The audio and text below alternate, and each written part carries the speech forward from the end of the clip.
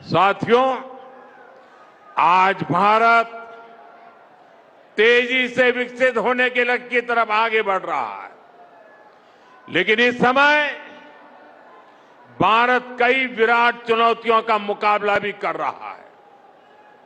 साथियों, कोरोना काल के दौरान ही दुनिया सप्लाई चेन के बहुत बड़े संकट से गिर गई थी। कोविड के बाद यूक्रेन में युद्ध शुरू हो गया, उसने दुनिया की परेशानियां और बढ़ा दी। फूड, फ्यूल, फर्टिलाइजर, इन तीनों चीजों पर गंभीर प्रभाव पड़ा। बीते 5-6 वर्षों में इस संकट से निपटने के लिए हमारी सरकार निरंतर प्रयास कर रही है। आपको याद होगा, उस समय और आज भी फर्टिलाइजर की एक एक बोरी दुनिया में 3-3 हजार रुपये में बिक रही थी। एक बोरी का 3,000 रुपया। कितना? आप बताएंगे एक बोरी का कितना? आंकड़ा नहीं, बोलिए मुंह से। 3,000 रुपया एक बोरी का। कितना? एक बोरी का कितना? एक बोरी का कितना? और भारत के किसानों को वही खाद की बोरी 300 से भी कम रुपये में दी जा रही है। 3,000 के सामने 300 रुपये में। सप्लाई चेन की इन मुश्किलों के बीच पिछले 2 महीने से हमारे पड़ोस में ही इतना बड़ा युद्ध चल रहा है। इसका असर पूरी दुनिया पर पड़ा है और भारत पर तो और भी गंभीर असर हुआ है। साथियों, भारत के पास बड़े बड़े तेल के कुएं नहीं है। हमें अपनी जरूरत का पेट्रोल, डीजल, गैस, ये सब बहुत बड़ी मात्रा में दुनिया के दूसरे देशों से, बाहर से मंगाना पड़ता है। युद्ध की वजह से पूरी दुनिया में पेट्रोल, डीजल, गैस और फर्टिलाइजर के दाम बहुत अधिक बढ़ चुके हैं, आसमान को भी पार कर गए हैं। अड़ोस पड़ोस में देशों में क्या हाल है वो तो अखबारों में आता है। भारत सरकार इस युद्ध के पिछले 2 महीनों से देशवासियों को इस संकट से बचाने के लिए लगातार प्रयास कर रही है। नागरिकों पर बोझ न पड़े, इसके लिए सरकार सारा बोझ सरकार खुद अपने कंधे पर उठा रही है। लेकिन साथियों, जब सप्लाई चेन पर संकट लगातार बना रहे तो हम कितने भी उपाय कर लें, मुश्किलें बढ़ती ही जाती है। इसलिए अब देश को सर्वोपरि रखते हुए, मां भारती को सर्वोपरि रखते हुए हमें एकजुट होकर के लड़ना होगा। हमें याद रखना है, देश के लिए मरना ही सिर्फ देशभक्ति नहीं होती है। देश के लिए जीना और देश के प्रति अपने कर्तव्यों को निभाना, वो भी देशभक्ति होती है।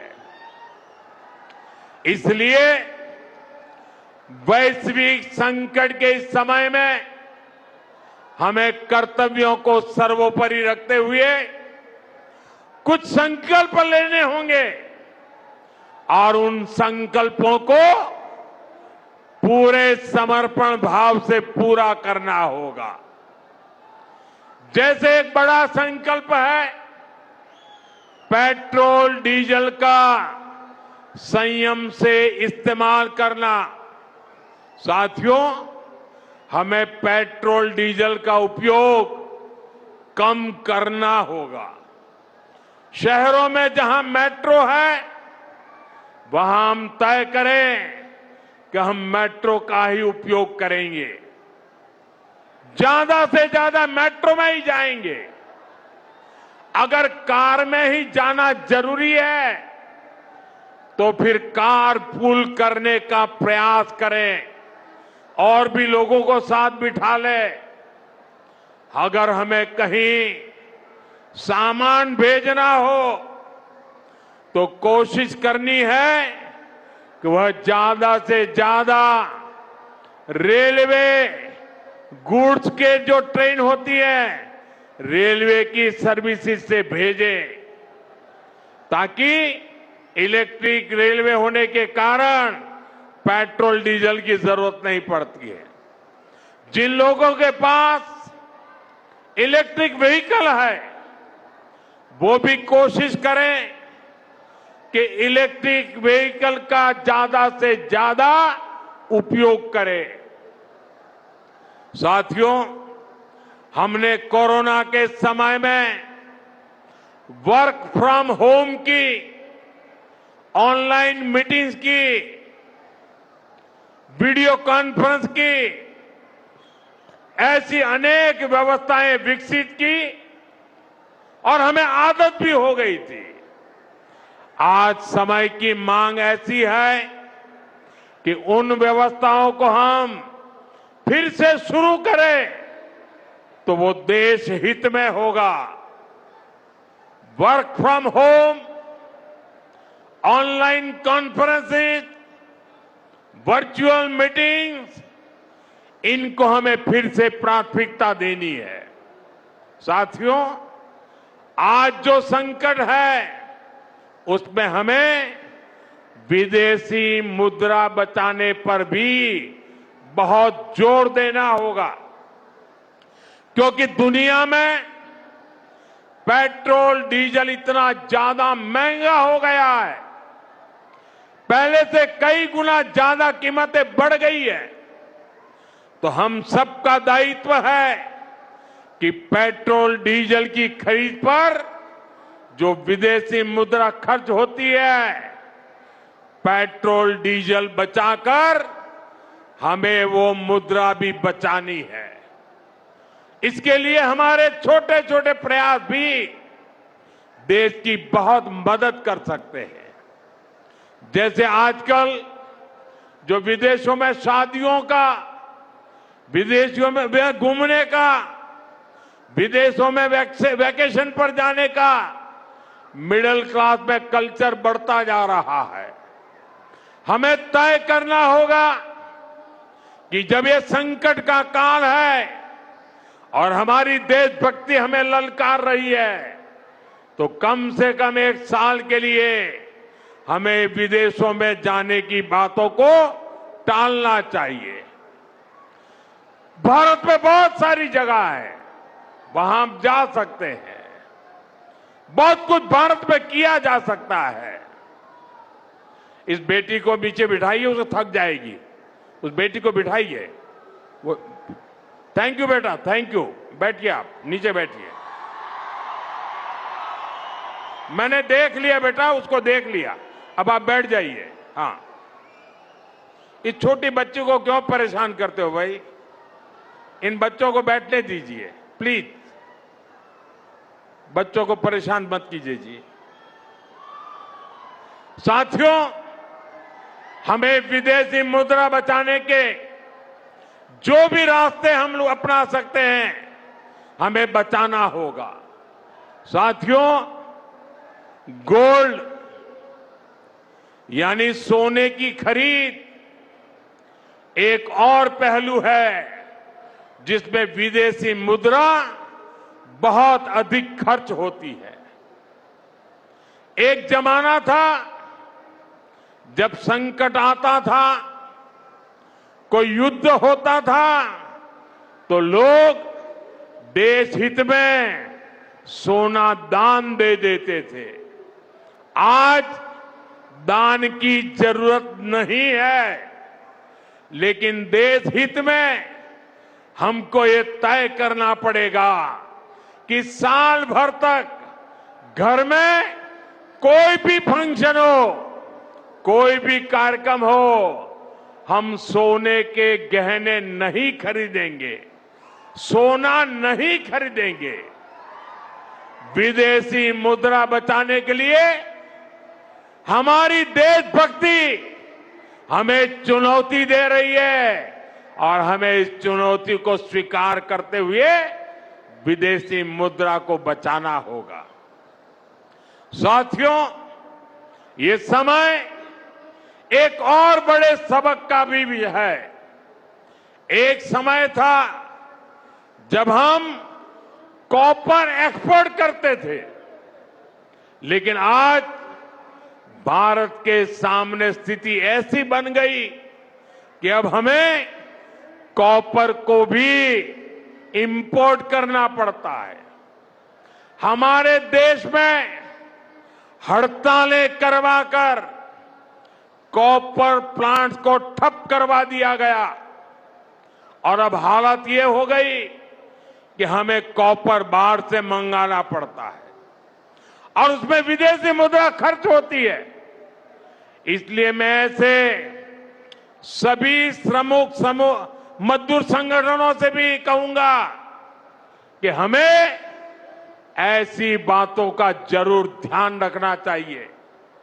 भारत को आत्मनिर्भर बनने से जो भी कदम रोकते हैं उनमें हमें दूरी बनानी होगी और जो लोग ऐसी साजिशों में जुटे हैं उन पर भी कड़ी नजर रखनी होगी। मैं देश की अदालतों से भी आग्रह करूंगा कि ऐसी स्थिति आने पर देश हित में हमें कोई ना कोई रास्ता निकालने की तरफ बढ़ना चाहिए। साथियों, ऐसे ही खाने के तेल का भी है। इसके आयात के लिए भी बहुत बड़ी मात्रा में हमें विदेशी मुद्रा खर्च करनी पड़ती है। हर परिवार अगर खाने के तेल में खाने का तेल का जो उपयोग करता है, अगर वो कुछ कमी करे, मैंने बार बार कहा है 10% कम करो। अगर हम तेल खाना कम करें ना, तो भी वो देशभक्ति का बहुत बड़ा काम है। आप देश सेवा में योगदान दे सकते हैं और इससे देश सेवा भी होगी और देह सेवा भी होगी। इससे देश के खजाने का स्वास्थ्य भी सुधरेगा और परिवार के हर सदस्य का स्वास्थ्य भी अच्छा रहेगा। साथियों, विदेशी मुद्रा की खपत वाला एक और सेक्टर हमारी खेती है। हम बहुत बड़ी मात्रा में बाहर से केमिकल फर्टिलाइजर इंपोर्ट करते हैं। केमिकल फर्टिलाइजर खेती के कारण हमारी धरती मां को बहुत पीड़ा हो रही है। हमारे खेत बर्बाद हो रहे हैं। अगर आज हम अपने खेत को नहीं बचाएंगे तो भविष्य में फसलों पर भी खतरा आ जाएगा। इसलिए बहुत जरूरी है कि हम केमिकल फर्टिलाइजर की खपत 25%, 30%, 40%, 50% उसको घटाए, आधी कर दें और हम उसके साथ साथ नेचुरल फार्मिंग की तरफ बढ़ें। हम फर्टिलाइजर का उपयोग कम करके विदेशी मुद्रा भी बचा सकते हैं और साथ साथ अपने खेत को बचा सकते हैं, हमारी ये धरती मां को बचा सकते हैं। और यह हमें करना ही होगा। आज वैश्विक संकटों से जो चुनौतियां आई है, हमें उन चुनौतियों को परास्त करना होगा। साथियों, भारत सरकार खेतों में डीजल पंप की जगह सोलर पंप की योजना चला रही है। हम खेतों में डीजल पंप की जगह सोलर पंप का उपयोग करने का जोर देना होगा। मैं कोविड काल में भी आग्रह करता था कि हम स्थानीय चीजें खरीदें, वोकल फॉर लोकल के मंत्र को लेकर चले। हम मेड इन इंडिया चीजें खरीदकर भी विदेशी मुद्रा बचा सकते हैं और हमारे देश में स्थानीय उत्पादन की कोई कमी नहीं है। चाहे जूते हो, पर्स हो, बैग हो, हमें स्वदेशी पर बल देना चाहिए। और मैं ये नहीं कह रहा कि जो आपके पास विदेशी चीजें खरीदी हुई है, विदेशी ब्रांड की है, उनको जाकर के फेंक दो, ऐसा मैं नहीं कह रहा हूं। लेकिन मेरा आग्रह है कि नए विदेशी प्रोडक्ट हमें नहीं खरीदने चाहिए। और वाकई हमें कई बार अंदाजा तक नहीं होता कि रोजमर्रा की कितनी सारी चीजें विदेशी है जो हम ऐसे ही यूज कर रहे हैं। और साथियों, जब मैं बात स्वदेशी की करता हूं तो लोगों को लगता है कि दिवाली के दिए खरीदो मतलब स्वदेशी हो गया। ये तो भ्रम फैलाने वाली बातें हैं, इससे सफलता नहीं मिलती है। हमें घर के उपयोग में आने वाले सामान की लिस्ट बनानी है, देखना चाहिए कितनी विदेशी चीजें घुस गई है, पता ही नहीं है। कैंची हो, कंघी हो, छोटी छोटी चीजें, टूथपिन, टूथब्रश, कितना सारा सामान विदेश से हमारे घर में घुस गया है। फिर इस लिस्ट से हमें हो सके उतना जल्दी स्वदेशी में बदलना चाहिए। साथियों, ये बातें सिर्फ एक सरकार, एक दल, एक व्यक्ति की नहीं है। ये बीजेपी का भी मुद्दा नहीं है, ये देश का मुद्दा है।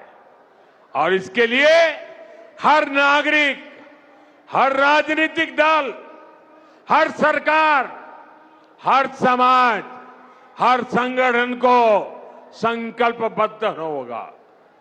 मैं मीडिया के साथियों से भी देश हित में आगे आने के लिए आग्रह करूंगा। आइए देशभक्ति का भाव जगाएं और देश को जो वैश्विक संकट चल रहे हैं, देश उस संकटों का लाभ ले, परिस्थिति पे सवार हो जाए। ऐसा वातावरण बनाने के लिए हमें योगदान देना होगा और तभी जाकर के देश सफल होगा। ऐसे संकल्प जब हर नागरिक पूरी ईमानदारी से सिद्ध करेगा तो भारत हर संकट में जरूर विजयी होगा।